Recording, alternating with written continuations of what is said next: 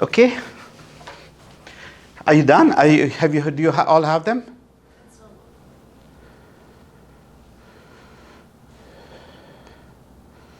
Both groups. No, just get the first set for now. Okay, download it, and you have to open it on your on your screen. And when you do this, can you please go to the first space group? I'll quickly go through the structure of alpha polonium again. So go to the space group PM3 bar M. I think it's 221. You have to find space group number 221. So alpha polonium.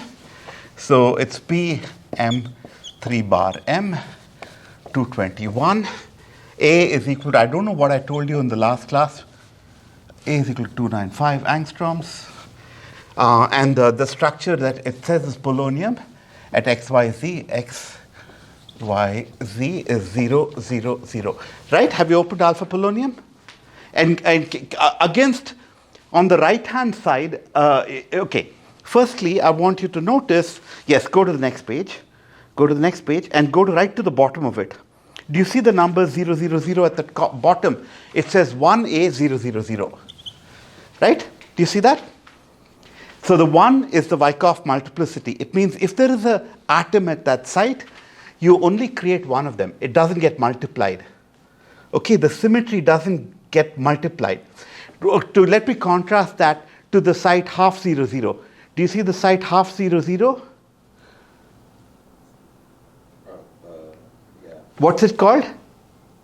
3D. 3D. If you put an atom at half 0, 0, the space group will create, the symmetry of the space group will create 3 of them.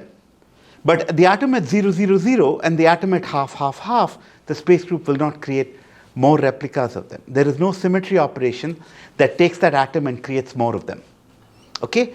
But for example, the atom half 0, 0 sits at the middle of an edge of the cube. And then if it's on one edge, it has to go to all the edges, and that comes out to 3 atoms. Right? Am I right? Yeah. So it's half 0, 0, 0, half. Like. Yes, all of those. 0, half 0, 0, 0, half. Exactly. Okay. So this structure is very simple, which I drew in the last class. It just is a unit cell with an atom in the corner. If we call this the origin, or we can call this the origin. And it's cubic, of course. I've not drawn this cube very well. But the other way to draw the structure is to say Z is equal to 0 is equal to 1. So this is Z is equal to 0. This plane is Z is equal to 1. And these two planes have always got to be the same. These planes have to be the same because you're tiling the structure. As you take this unit cell and tile it, the face, this face, all faces have to be the same. So this face has to be the same as this face. Otherwise, it won't tile. It will not work as a tile. Okay? So these faces are the same. Well, at least for these simple structures. Maybe there are examples where they may not be. But right now, these are the same. And we place an atom here at 0, 0, 0. So this is X, and this is Y. And that atom's at 0, 0, 0. But if I place an atom in that corner, it also goes to all the other corners, right? So the difference between showing just this atom, if we just showed this atom, we'd count the whole atom. If we put the atom at all the corners, each of these is a 1/8 atom, right? 1/8. Do you agree that it's a 1/8 atom? Because it's shared between 8 different unit cells. So this is important to understand. An atom at the corner is shared between 8 different unit cells. So there are 8 of them, so it's a 1/8 atom. So there's really only one atom in this structure. If I draw the structure like this, it's only one atom. If instead of putting the atom at 1A, I could put it at 1B, and I would actually get the same structure. Alpha polonium atom at 1B, because 1B is half, half, half. So the polonium atom just sits in the middle of the cell. So this depiction would be Z is equal to half, and there'd be an atom in the center, right? X, Y. Do you understand what I'm trying to show here? I'm trying to show this plane now. Yes? So these So what I'm going to do is I'm going to slice the structure along the z-axis. And I'm going to show those slices that contain atoms. I hope that's clear. I won't show the slices that don't contain atoms. I'll show the slices that contain atoms. Right? So this is alpha polonium, and whenever I show a structure, we're going to do some math around the structure. One of the things we're going to do is we're going to see, if I blow the atoms up, we have to see how the atom radius relates to the unit cell parameter. And for this structure, the way I blow it up is, I blow it up like this.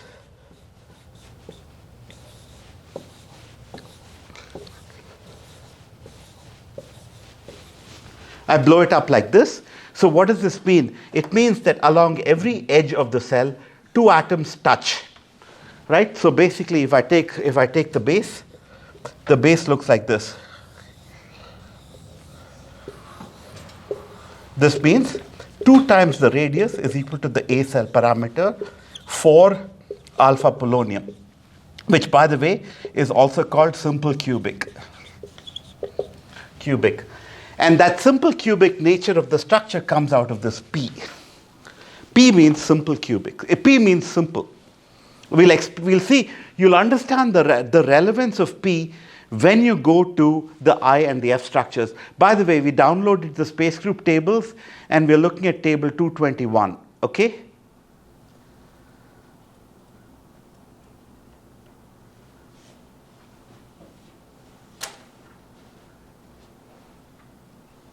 Did you hear me? I said we've downloaded the space group tables, and we're looking at space group number 221. The space group tables are on Canvas, and this is the first set of tables, and here the password is perovskite. So we're still just going through some alpha polonium, which I taught in the last class. So an important question, we'll see why we need to know this, why we need to know how and we do this only for simple structures, but for simple structures, we need to know how the radius of the atom is related to the edge of the unit cell, okay? So in fact, what this already tells you is from the size of the unit cell for alpha polonium, you get some idea of the size of the atom. And that's a pretty big atom. It's like 1.6 angstroms, right? 1.65 angstroms, half that. That's the radius of the atom. So the diameter is actually that. Okay, so that's the first thing. The second thing is, a common question to ask is, how many neighbors does each atom have? So I need somebody to count the neighbors for me. How many neighbors do you count? Near neighbors, the nearest neighbors. Don't count far away neighbors, count nearest neighbors. How many do you count? Right now, I'm counting 6. You're counting 6 because 1, 2, but also if you take the other unit cells, there are 6. So in fact, it forms an octahedron. The coordination is an octahedron. And for spheres, if you take clean spheres, take spheres and try to pack them, this is a relatively low number of neighbors. In fact, that's why the structure is not very stable, and that's why it's so unusual. You only find it for alpha polonium. And if you want to really nerd out, the reason it takes on the structure are what are called scalar relativistic effects. Scalar relativity. Okay, have any of you studied relativity? Einstein's 1905 theory. Not general relativity, which is much harder. That's Einstein in 1915. But in 1905, Einstein developed the theory of relativity, right? Have any of you taken classes on it? No? Well, if atoms become quite heavy, like gold, for example, the great example, if atoms become heavy, they start displaying the impact of relativity. Here's an example. If I didn't have relativity, and one way to think about the world with and without relativity, a world without relativity, the speed of light would be infinite. A world with relativity, the speed of light is equal to c. In a world without relativity, gold would not be gold colored. Okay, so relativity becomes important for heavy atoms, and in fact, it is relativity that helps dictate that alpha polonium is simple cubic. So we've 2 times the radius is the A parameter. We've also determined that each polonium atom has 6 polonium neighbors, or each atom in a simple cubic cell has 6 neighbors. Let me ask another question. What is the efficiency with which these atoms are packed? You know, how efficient is the packing of atoms? Right? How efficient is the packing of atoms? So so that means how much space is occupied by the atom and how much space is occupied by nothing, right? It's the ratio of that. Or what fraction of the total space is occupied by the atom. So packing efficiency, I won't define it again, I'll call it PE, is equal to volume of atoms divided by volume of cell. So the volume of an atom is 4 by 3 pi r cubed. That's the volume of a single atom of radius r, of course. And there is only one atom in this structure. So we just write 4 by 3 pi r cubed. We divide this now by a cubed. But a cubed, we just said that a is equal to 2r, the whole cubed. Okay? Is 4 by 3 into 8 r cubed. The r cubes cancel. Okay? So this is pi by 6. Pi by 6 is about 50. Pi is 3.14, so just a little over 50%, maybe 54%, if I remember correctly. Okay? So that's the efficiency of packing. Not very efficient. Okay? And next I'll show you body-centered cubic or I cubic. You'll see it's much more efficient. So this is everything about the structure of alpha polonium, right?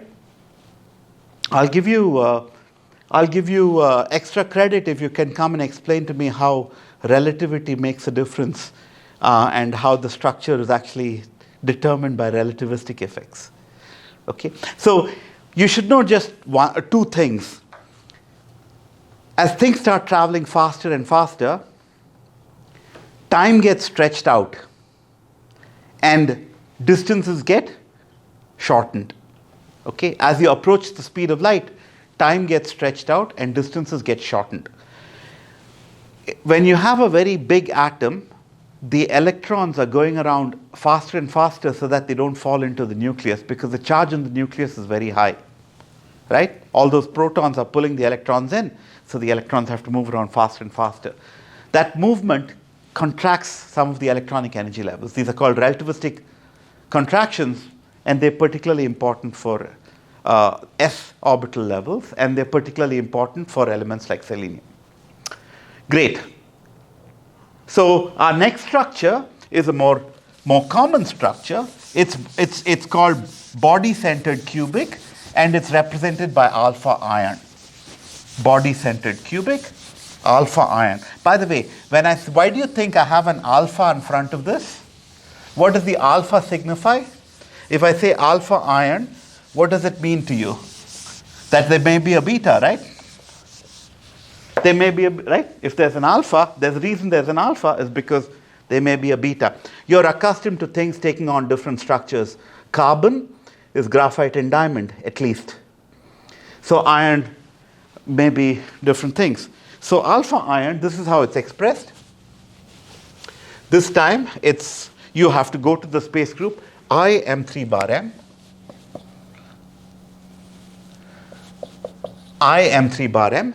And I believe the space group number is it 229? Do you find it? Please find IM3 bar M.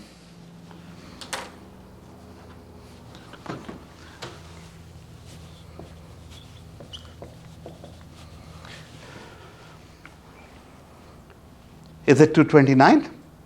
Again, okay, the first thing you want to check is that when it says IM3 bar M, the full space group is I, 4 by M, 3 bar, 2 by M.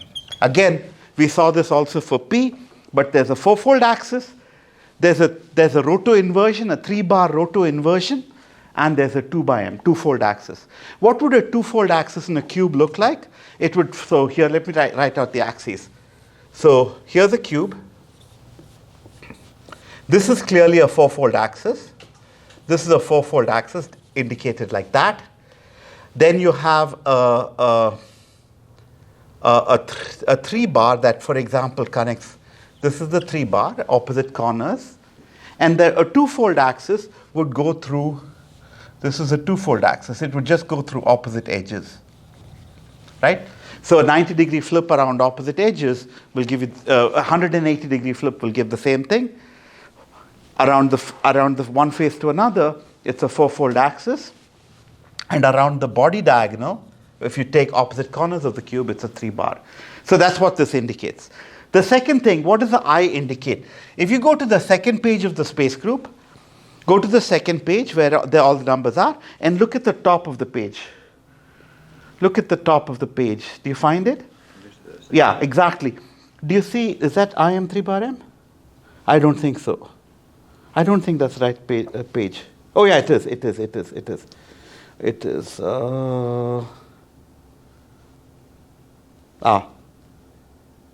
No, hexagonal.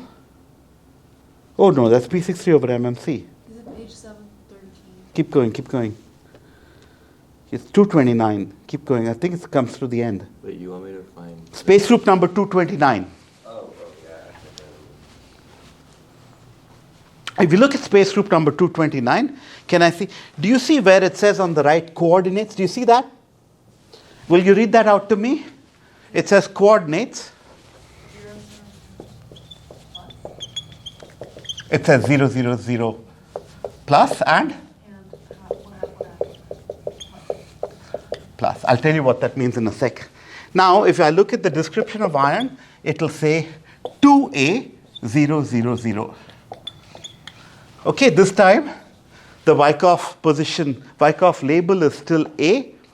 A corresponds to 0, 0, 0. But this time it says 2. What do you think this 2 indicates? What did I say that 1 signifies for simple cubic? That it creates only 1 in the cell, right? Here this 2 indicates there are 2 in the cell. Where does the other come from? It comes from this. This is the body centering operation. Body centering operation. Okay? Or it's also called eye centering. Eye centering, because the eye is from German, it means Innenzentrierte. Okay? Don't make me write it out in German. But the eye is the German for body centering. So that's why the space group has this eye in it. So if the space group has this eye, then you will see coordinates written like this, right? So anything that's at 0, 0, 0, you also have to add half, half, half. Actually, any coordinate in the cell, you have to add half, half, half to it. Okay? Does that make sense? Good. So let's draw the structure in sections.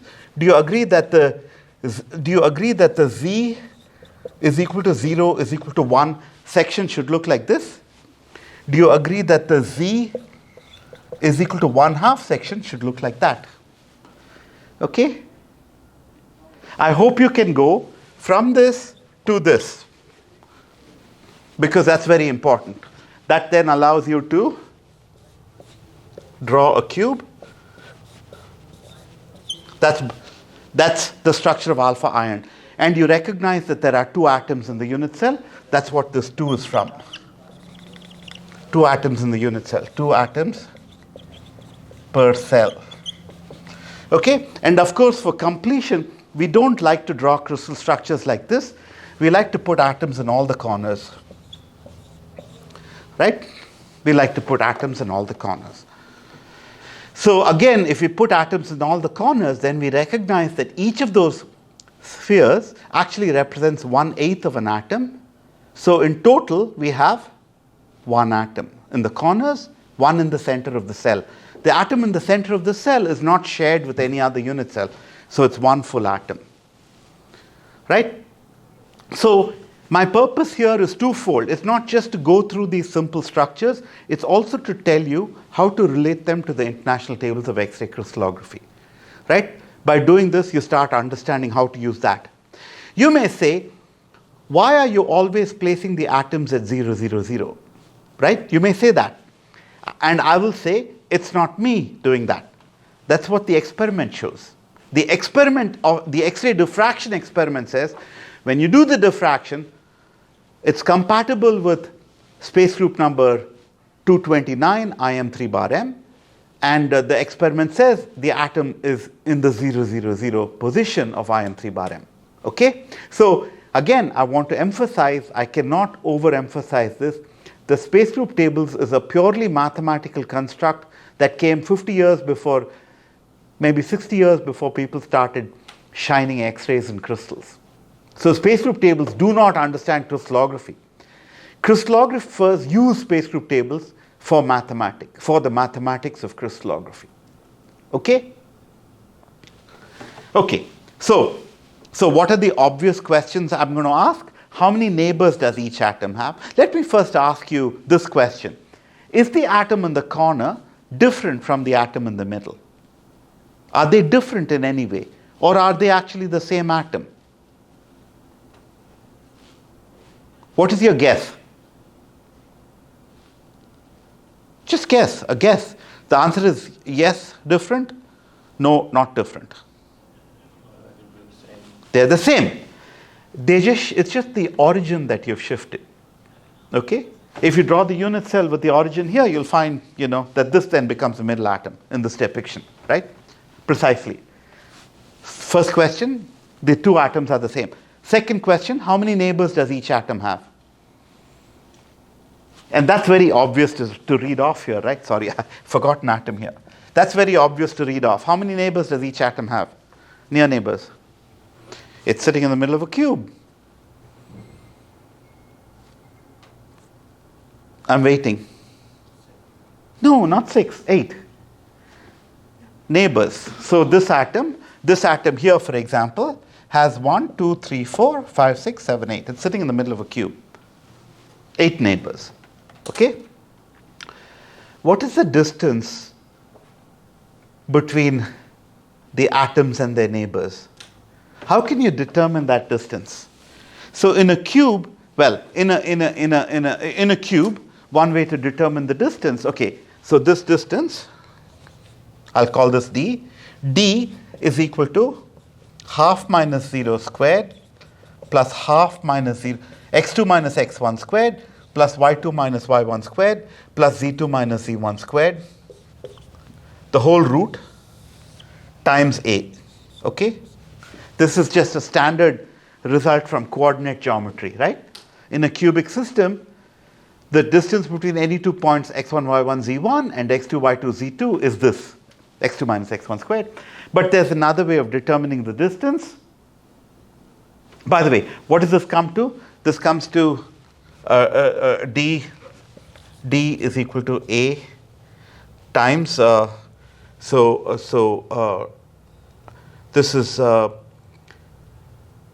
is basically 1/4, a times 3/4. So, yes? Right? But there's another way to do this, more simple way to do this, or I don't know if it's more simple or not, but you know that in a cube, what we're asking here is if we take a cube, the atom here and the atom here are connected, they lie on the body diagonal. And the atom in the corner and the atom in the middle are half the body diagonal. So the question is, what is the length of the body diagonal with respect to the edge of the cube? If the cube is A, what is the body diagonal? And it's an application of the Pythagoras theorem 2 times. You first apply the Pythagoras theorem to determine the hypotenuse, and this is the hypotenuse. Say this is the hypotenuse. And then you have a right triangle where one side is the hypotenuse, where the body diagonal is the hypotenuse. This is another side, and this is a third side. Right? And if you do that, you find out that the body diagonal is root 3a. According to our good friend Pythagoras. Right? Do you know him? You know, in India, if I were giving a talk and I called it Pythagoras, they'd be angry with me. Don't call it that. They'll say, call it the right-angled theorem. Because apparently by the time Pythagoras said what he had to say, Indian mathematicians had 300 different proofs of this. So they say, don't call it the Pythagoras theorem. Call it the right-angled theorem. Some of them say, call it the Aryabhatta. They'll name some Indian mathematicians. But it isn't evident that it was one person because everyone seemed to know it. But it was well documented. So according to the right-angled theorem, which never fails us, and we find its utility everywhere, that's what you get. But this, by the way, is also the right-angled theorem. Yes, sir? Yeah, for the last one, last part, 1 over 2 minus 0 squared, is that should be plus instead of minus? No, it's half minus, half minus, half minus. x2 minus x1, the whole square, plus y2 minus, plus. I'm sorry, yeah, of course, sorry. This, you mean? This was a mistake, yeah. Sorry about that. Thank you for pointing it out. Be aware that I make a lot of mistakes because I write fast. Great. So we now know that the distance between two atoms is a root 3 by 2. This also means, by the way, that this is 2 times the radius. Okay? So for I cubic, alpha ion, and other examples, we have 4r is equal to root 3a. And we need that in a minute. What do we need it for? We need it for calculating the packing efficiency. Are we ready to calculate the packing efficiency? Let's calculate the packing efficiency. PE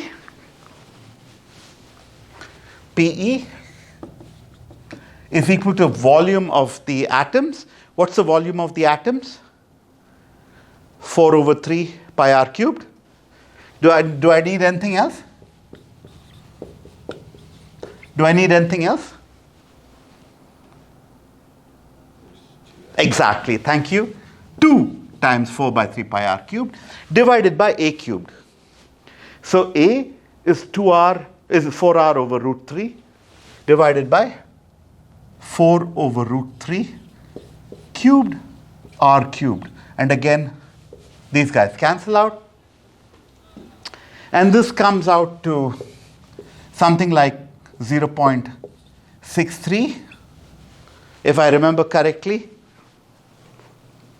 or 6.4, or 6.2. If somebody wants to do the math, they're welcome to. But my point is, it's better packed than simple cubic. Simple cubic was like 54% or something like that. This is better packing. Okay, I have to remember to give you guys a homework today. So 8 neighbors, better packed, 2 atoms in the unit cell. We are now ready for the king of all structures, or the queen, depending on what your preference is.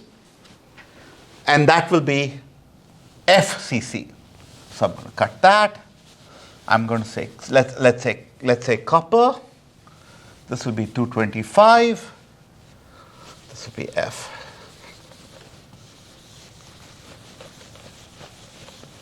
So I need you to go to space group number 225.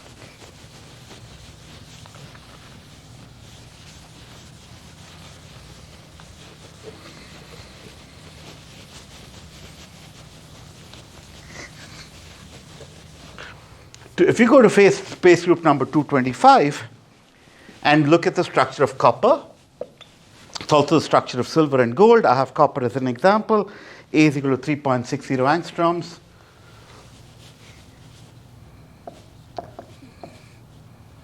A is equal to 3.60 angstroms.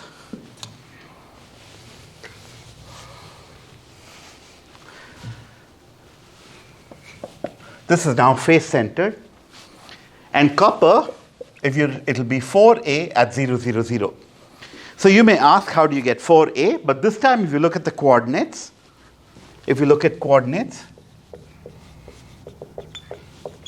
it says something like 0, 0, 0 plus, half, half, 0 plus, half, 0, half plus, and 0, half, half plus. Do you see that in the space group tables? At the top right. Top right. Oh yeah, I see it. You see it? Yeah. Or does it say it somewhere, in some other way? Does it say it exactly the way I wrote it? Isn't it the No, that's not the one. It should say, oh, wait, show me. Yeah, that one, coordinates. It's a different order. It says 0, half, half, but it's the same thing. Same thing, right? It starts off with 0, half, half, but it's the same thing. So this 0, 0, 0 becomes all of these coordinates. Let me write it as half, half, 0, 0, half, half, half, 0, half.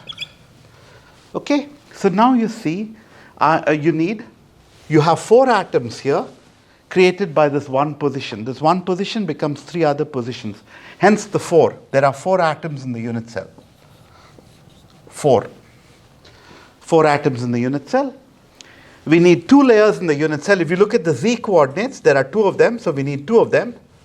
So here is 0, 0, 0.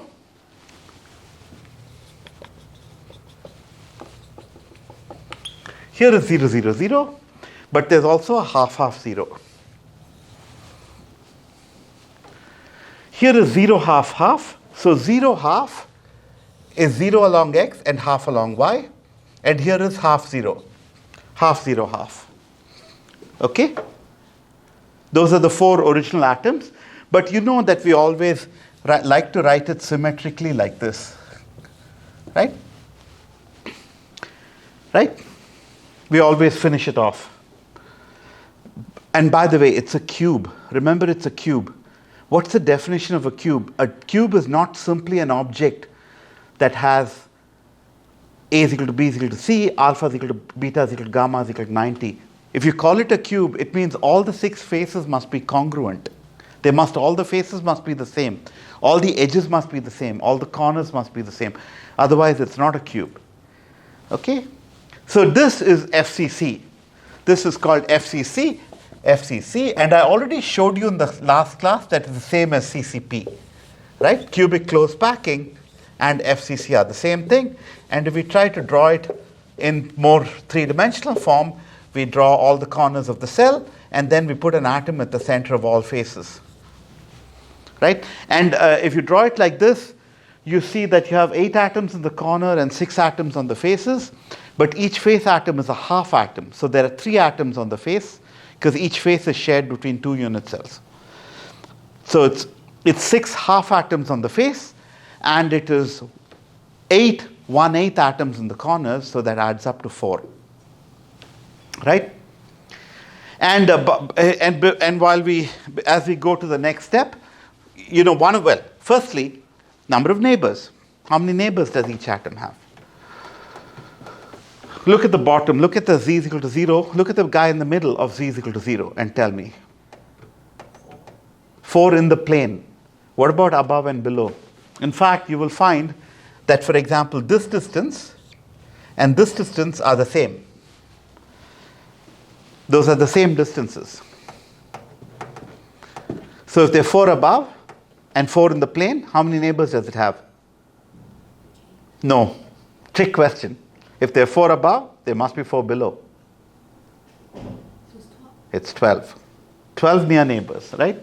And in fact, the shape, if you think of the shape, if this is the central atom, it's surrounded by a square of 4 atoms above, a square of 4 atoms in the plane, and again a square of 4 atoms below. Okay? So you can draw this object, if you care to draw this object out, if that is the central plane, this is the top plane, and this is the bottom plane, and then you have to connect all of these guys. The shape is called a cube octahedron. It looks something like that, and there's an atom in the middle. It's a cube octahedron, and it has 12 neighbors. Right? So Simple cubic had 6 neighbors, body-centered cubic or I-cubic had 8 neighbors, and face-centered cubic has 12 neighbors.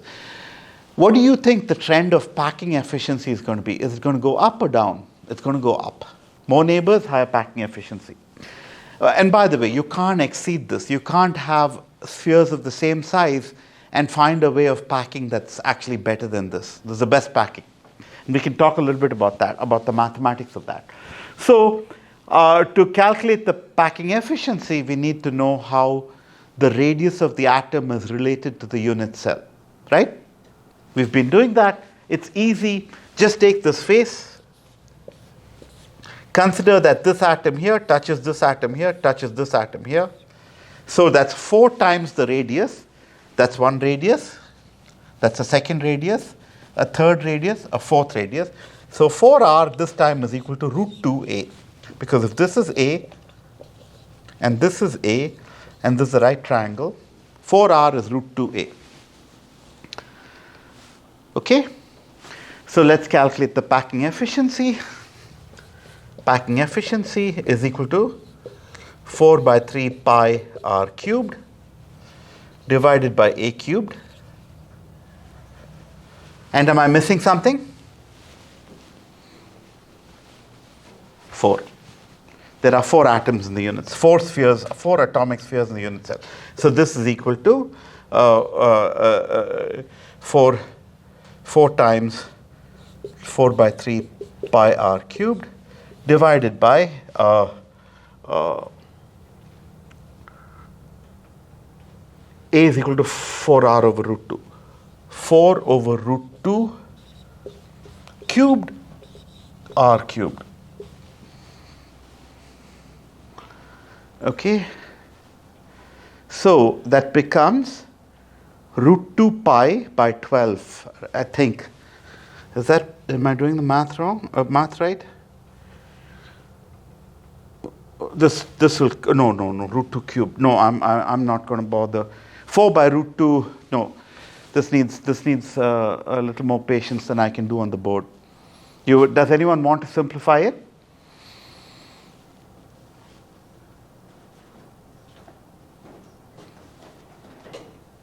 Not for the calculator. You don't need a calculator. So let's write that out. Let's write that as 16 pi by 3 divided by 4 cubed. Let's say 4 squared, 4 cubed by root 2. There's not a clever way of doing it. By root 2 cubed. 4 cubed by root 2 cubed.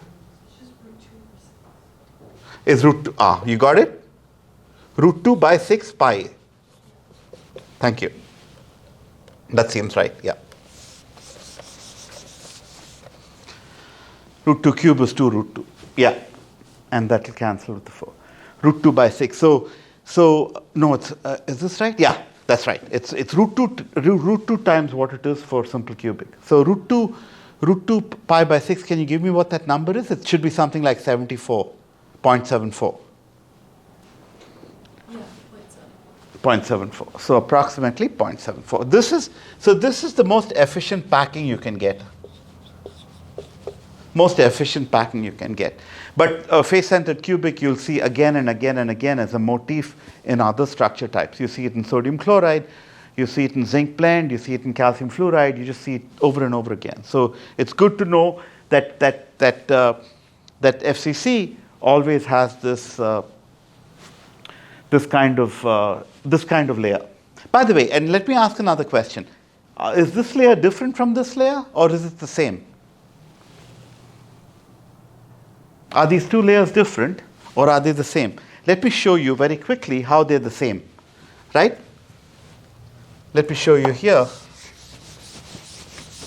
very quickly. And you know how to do this. Whenever you're asked a question like this, do tile everything a few times. It's a bit like doing the orbitals. Do tile. So here is the bottom layer.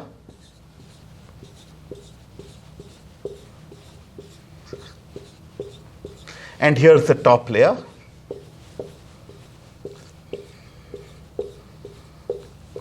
Here's this that I've redrawn, and this that I've redrawn. And you notice that if I go to this layer and I do this or this, I get back the bottom layer. So again, you've just shifted the origin. Right?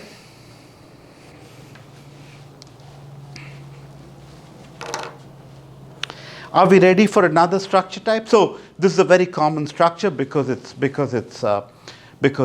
close packed. So this is also the kind of structure you get. For example, if you take a noble gas, you take a gas like argon and you freeze it, you get the structure. You take nitrogen and you freeze it and you get something like the structure, except nitrogen is a molecule, so it does some funny things. But many, many things at low temperatures will take on a structure that's sort of derived from this.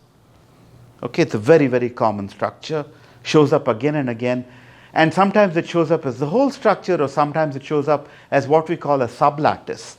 It's not it describes a part of the structure, and the rest of the structure you can. Here's an example. Calcium carbonate, CaCO3, the stuff of blackboard chalk. You can look at some of the variants of calcium carbonate as having the sodium chloride structure, which is an FCC lattice of sodium and FCC lattice of chlorine, except one of those sublattices has a CO3 moiety, carbonate moiety. So it's a very common structure. Right? So let's go on to magnesium, which is, and by the way, you will remember I told you in the last class that if somebody asks you how is FCC the same as cubic close packing, you have to draw FCC like this. 1, 2, 3, 4, 5, 6, 7, 8. So there are all the atoms in the corners. Here are the atoms in the centers of the unit cell. Oh, not there. Here are atoms in the faces. And if you look at the stacking of these layers, you tile them this way.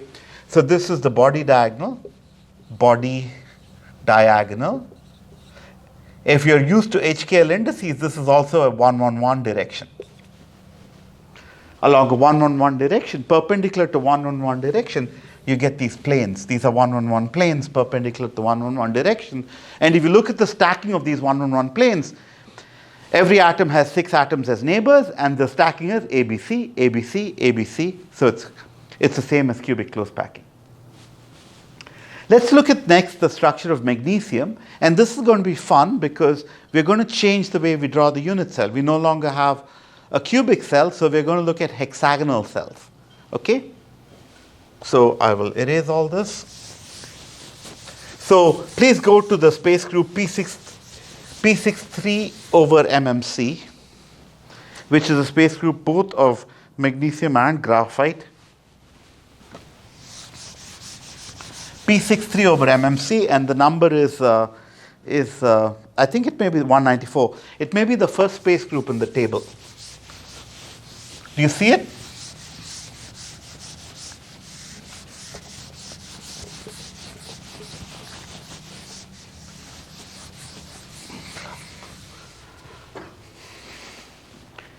So magnesium, the way magnesium is now, it's an example of hexagonal close packing. Magnesium. Zinc is also another example. P6 sub 3 over MMC. Number 194. A is equal to 2.461, no, sorry, 3.20.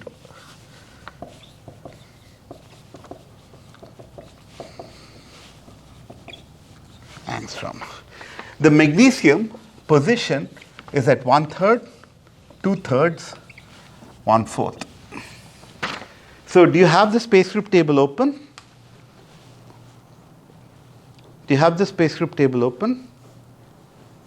So do you see this position, 1/3, 2/3, 1/4? Do you see it written out at the bottom?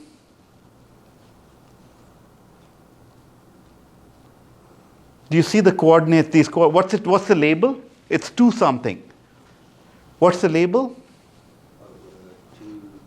2D, thank you, 2D. So this time, we are not using the A position, we are using the D position. Right? We are using the D position. Is there a centering in the space group? Do I have to add coordinates to anything? Is there a centering? There isn't. Why? Because the space group has a p in it. It's primitive, so there's no centering. So you don't see coordinates 0, 0, 0 plus or something like that. You don't see that. Right? Against that position 1/3, 2/3, 1/4, do you see another position?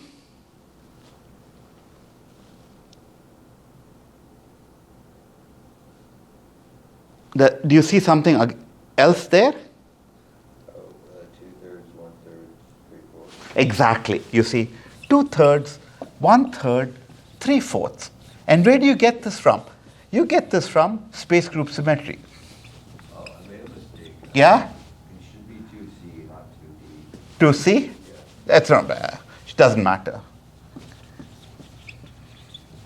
This comes from space group symmetry. So you see what we're doing here. We have two atoms in the unit cell, but we need to specify only one.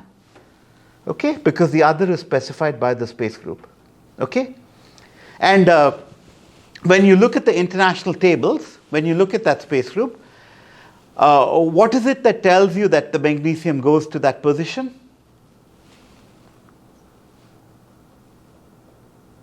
What is the clue that magnesium should sit there? Do you see a clue? Okay, trick question. There is no clue. The tables don't know structures, right? So there is no clue. The person who did the structure said, let's put it there. Okay, it's the other way around. So structures are experimental findings. The space group table is a mathematical construct, but it sure makes life convenient, right?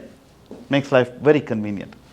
So you now see that you need to express the atoms at two different positions along Z, a 1/4 position and a 3/4 position. So let's draw these two positions, and the hexagonal cell looks like this.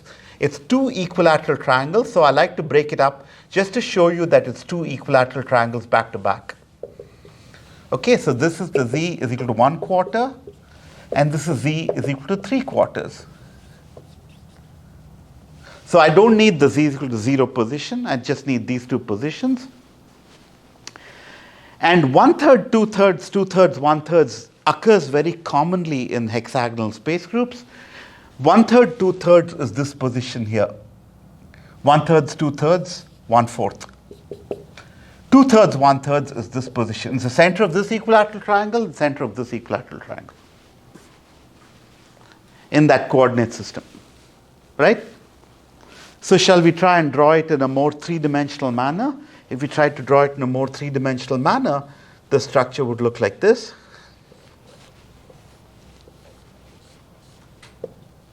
I like to break it up. So here's an atom here, and here's an atom here. It does, and there's a long C-axis, but A and B are, this is 3.2. 3.2 angstroms, 5.2 angstroms. Okay?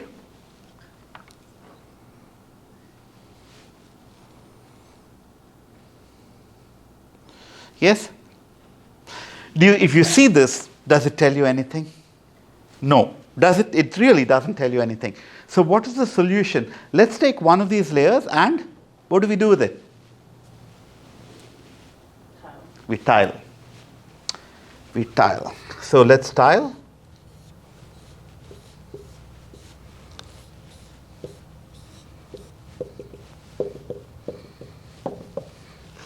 I can probably keep doing it, but let me just take the Z is equal to 1/4 layer. Atom here, atom here, atom here, atom here. Yeah, maybe I need to tile a little more so that you can see what I want you to see.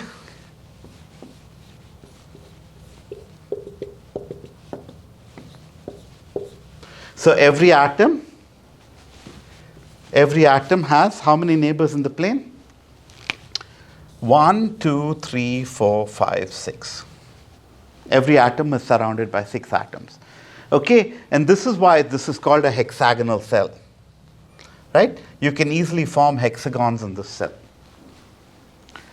Okay, and now if in the same plane I can draw the Z is equal to 3/4 atoms in another color.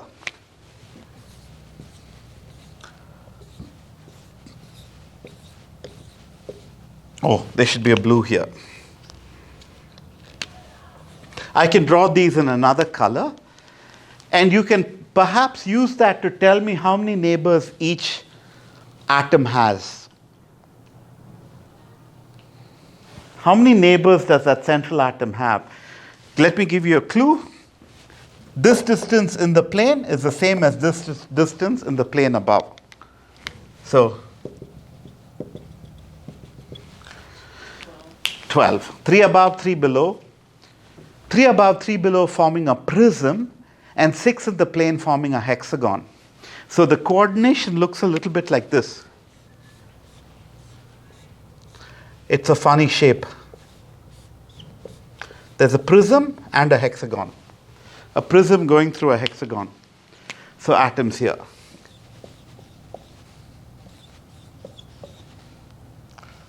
"12, 4, 6 plus 3 plus 3. You don't have to draw the structure.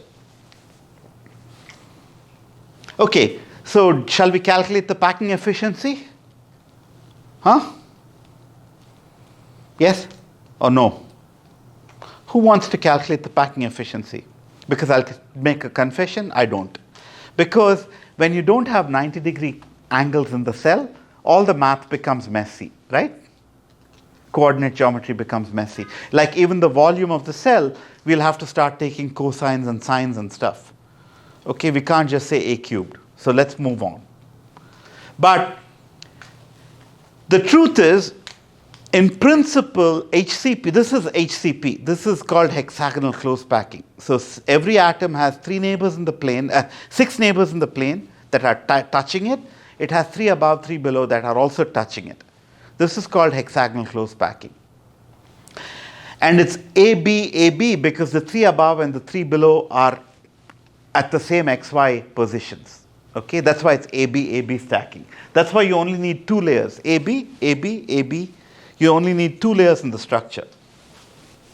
So hexagonal close packing can be as efficient as cubic close packing, provided the ratio of the C and the A take on what is called the ideal value. And I forget what that is, but there should be an ideal value. And if it takes on that ideal value, it means you have hard spheres that exactly touch each other, 6 in the plane and 3 above, 3 below. Right? So if you took ping pong balls or golf balls and made yourself a hexagonal close packing, then you will get the ideal ratio of C to A. But if you don't do that, it may not be ideal.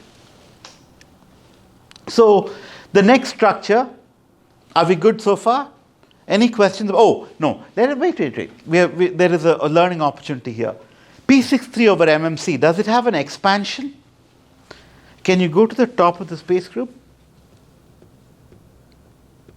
And yeah, that page. Ah, you see, it's P. So this is complicated. Please read it out to me. P61 by M, correct? Wait, What does it say? P Or 63 by M. subscript 3 / By yeah. Read it. Where? Oh, Read it. Read. No. Read these. Read these things independently. 2 by M, 2 by C.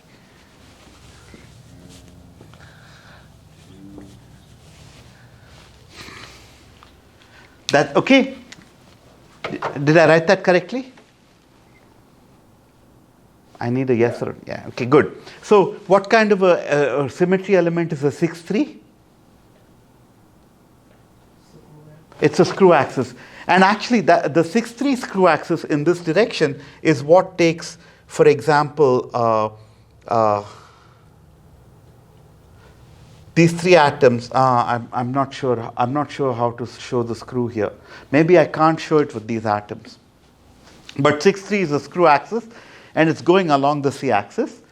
The M is a mirror that's perpendicular to the screw axis. There's also a 2-fold axis going through the edges. And there is a 2 over C. What kind of a symmetry element is that C? Do you know?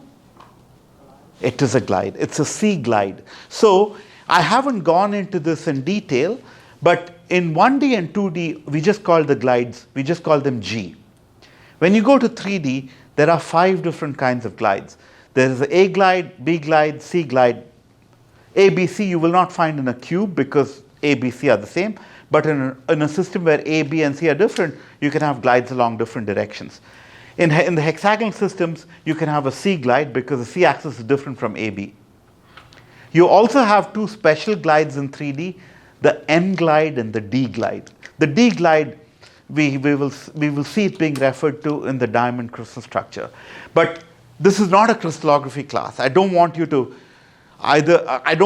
sort of be asking you, how do you think of a D glide? You know, what does a D glide do in a structure, etc. It's too detailed for the purpose of this class.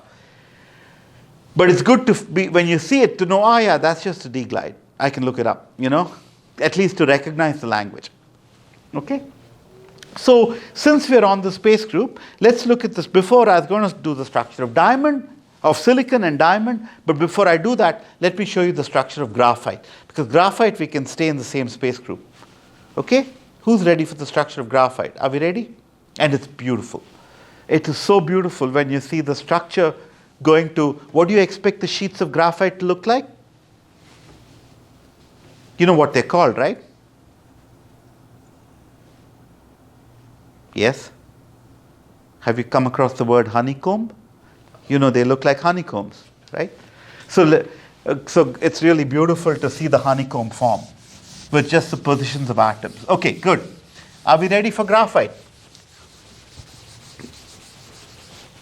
So I need P63 over MMC. I need 194. So the trick about graphite now is I don't have one atom per unit cell. I have two atoms per unit cell. I have two specified atoms. So graphite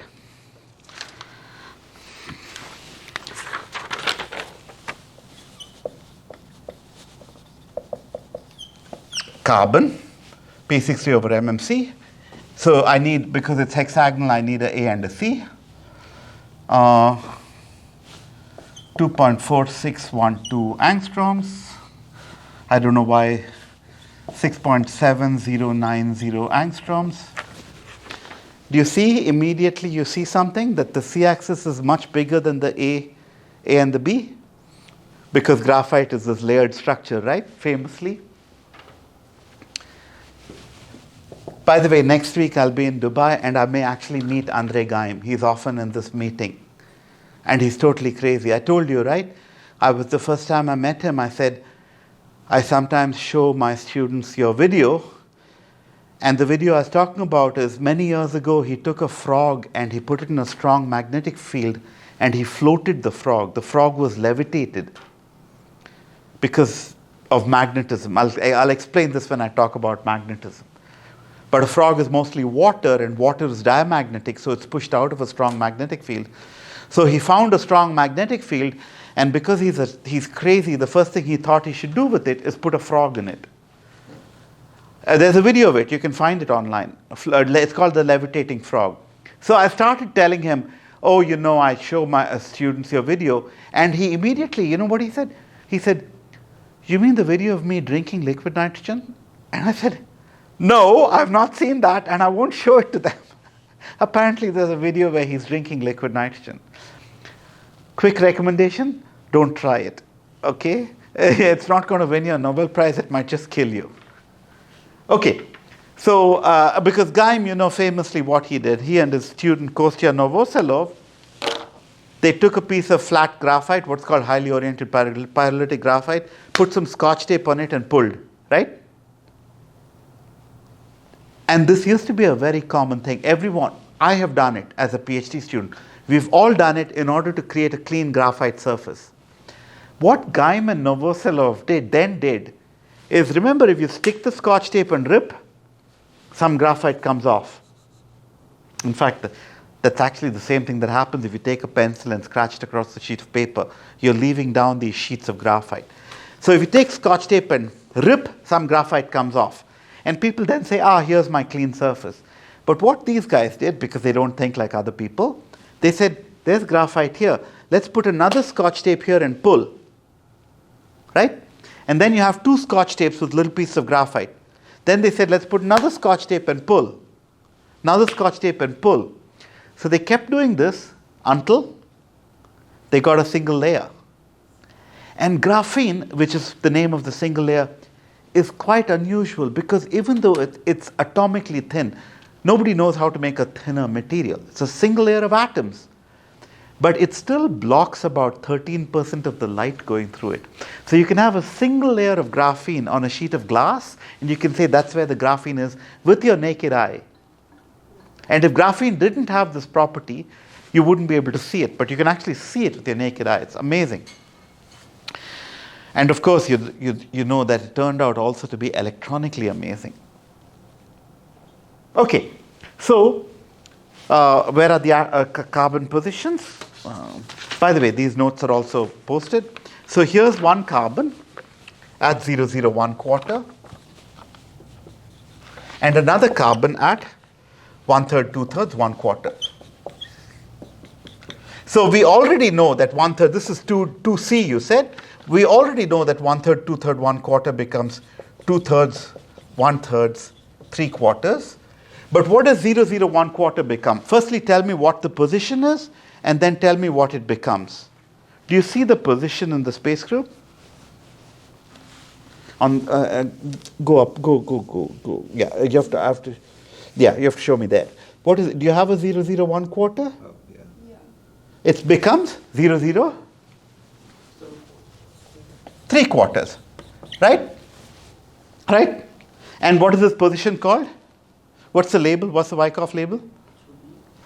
2B.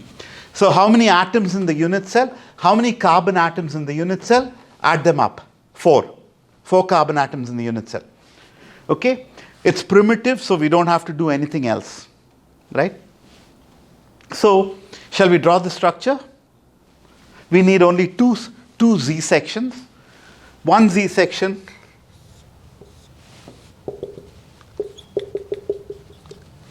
Here's another. So for this Z section, let me put this in. Atoms at all the corners. But there's also an atom at 1/3, 2/3, 1/4. There. For this section, atoms at all the corners. And an atom here. Are we ready to see some magic? See the magic we have to tile. I'm going to tile this plane.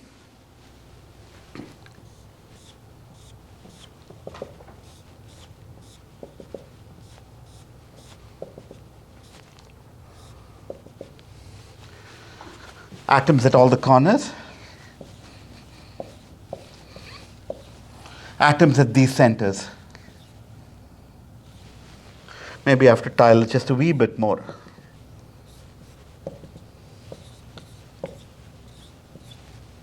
Okay? Do you see what I see? Do you see a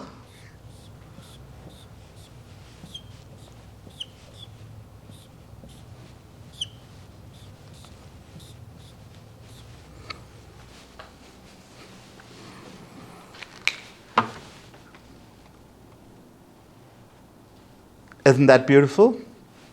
When you look at the second honeycomb, the top honeycomb, some of the atoms sit one on top of the other, some of them don't. So the two honeycombs are slightly. And by the way, this particular graphite has a name. It's called 2H because it's like an AB stacking. You can also find other graphites that are like 3R. So if you draw the structure, it's going to look something like this. There's going to be a relatively long C-axis. There's a layer at 1/4 and 3/4. So the atoms at the corners here, atom here, which looks like that, bonded. Atoms here, looks like that. And this distance is about 3.4 angstroms. So it's quite a large distance. The distance between the sheets is not what we call a chemical bond. Okay, in the carbon world, a typical chemical bond, in the plane, the bond is about 1.45 angstroms. And that's a typical chemical bond. When things exceed about 1.6, 1.7 angstroms, certainly when they exceed 2 angstroms, it's no longer a chemical bond. So at least for carbon. So these sheets are not bonded to each other. They are just held together with van der Waals interactions. That's why they slide off each other so easily. Right? So it's this beautiful structure, and it won a Nobel Prize for Andrei Geim and Kostya Novoselov. That was not the first carbon prize, right? Because also carbon fullerenes won the Nobel Prize for Krotos, Smalley, and Curl.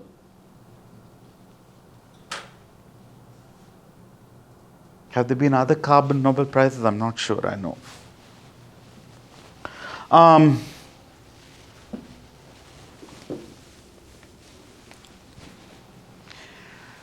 The last structure I want to show you today is the structure of diamond or silicon. So in this structure, this is going to be the most complicated structure perhaps, because we're going to notice that it's got, well, let me not preempt myself. But now I need you to go to the space group number 227. And I'm showing it for silicon, but it's the same structure for diamond. So if the space group is FD3 bar M, number 227, and A for silicon, this is silicon. And silicon is a good one because we only have this structure. We don't have the other structure for silicon. Silicon does not form a graphite equivalent structure.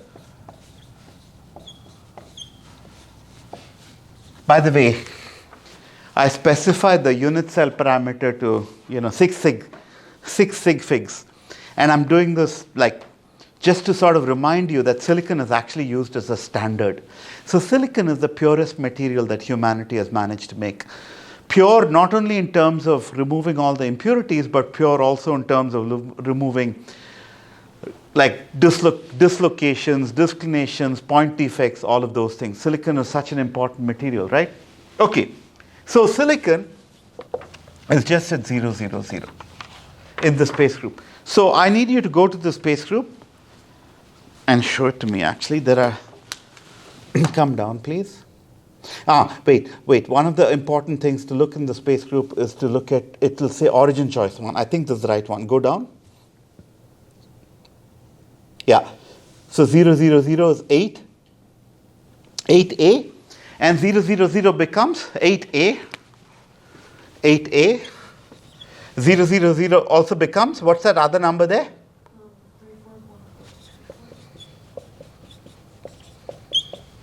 4, 1. So any atom at 0, 0, 0 also goes to 3, 4, 1, 4, 3, 4. And this is actually because of the diamond glide. It's because of this. Okay? And again, if you read the full space group, I think it will say F 4 bar by D, 3 bar, 2 by M. Am I right? Does it say 4 bar by D, 4 bar divided by D? For AA. If you read the top of the space group. 4-1. 4-1 by D. Sorry, it's 4-1. So there's a 4-1. There's a screw axis there too. 4-1 by D. Okay. So you see it's at 8A. But there are only 2 atoms here. How does it become 8? Remember, it is FCC. So if you look at the top right of the page, it will say coordinates. What will it say? It will say 0, 0, 0 plus half. It will say 0, half, half plus half, 0, half plus and half, half, 0 plus. Right? It's F. So you know what you have to do. You have to take these 2 coordinates, this coordinate, and make 4 of those. These coordinates and make 4 of those. So let's do that. Let's make it, let me write it like this. Half, half, 0, half, 0, half, 0, half, and 0, half, half. Now, let me just add this to this, add this to this, add this to this. But first you have to tell me, what is 3/4 plus 1/2? Exactly. 3/4 plus 1/2 is 1/4. Because it actually becomes 1 and 1/4 in the next unit cell, but you always subtract 1. So these 2 becomes 1/4. These 2 becomes 3/4. And this becomes 3/4. This stays as 3/4. Then these 2 become again 1/4. This and this becomes 1/4. This and this becomes 1 quarter. And then 0, half, half. So we got these two positions from 8A, but we have to add the face centering coordinates. So now I'm going to take this and add it to this. So 0 and 3/4 is 3/4. 1/2 and 1/4 is 3/4. 1/2 and 3/4 is 1/4. So now I have 2 atoms at 3/4, 2 atoms at 1/4, 2 atoms at 1/2, and 2 atoms at 0. So I need 4 sections for the structure, right? I need 4 sections for the structure. There's 1, there's 2, there's 3, there's 4. Z is equal to 0 is equal to 1, Z is equal to 1/4, Z is equal to 1/2, Z is equal to 3/4. Now I'm going to be fast in putting in the atoms because I already know that these are just FCC, face-centered cubic. So they go in the corners here and in the centers of that face. And here they go in the centers of the faces. Right?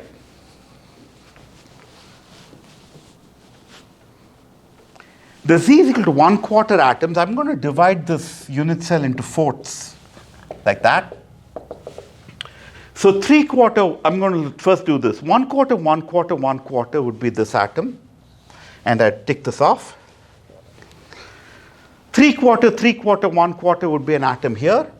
And I'm going to check this off.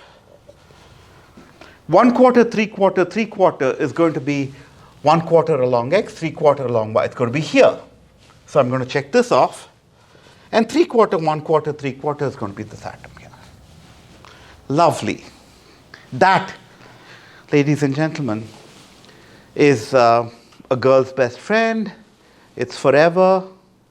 Right? They say all this, right? Diamonds are forever. Diamonds are a girl's best friend. That used to be an old movie, I think. I'm sure they're a boy's best friend too. I love diamonds. By the way, here is something you may or may not know about diamonds. Do you know that they're greasy? You pull them out of the earth, but they stick to oil, not to water. So when you're panning for diamonds, say in a river, you have like animal fat or grease.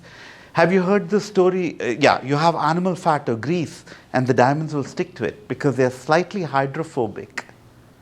Because they have CH bonds terminating it. It's all the carbon atoms. So you can get it out with an oil. Yeah. And you know it's a pretty remarkable material. After all these years, nobody's actually made a harder material. It's a very good thermal conductor. It's just like got these crazy properties. And if you talk to Professor Anya Jajic in physics, she'll also tell you that if you make your diamond in a particular way, it's one of the best materials for examining quantum properties. So I won't do anything more right now. I'll probably give you an exercise on this so that you can try it out at home because it's time and I think we all have to go. But 8 atoms per unit cell. And one of the things you've learned by tiling is that this layer and this layer are actually the same. If you repeat this, you'll find that you can, it basically, these 2 atoms are just these 2 atoms, in a cell that looks like that. Okay, so shifted by 1/4, 1/4, 1/4. So, yeah, I'll give you a homework. So next week, I'm out of town, but please pay attention for an announcement from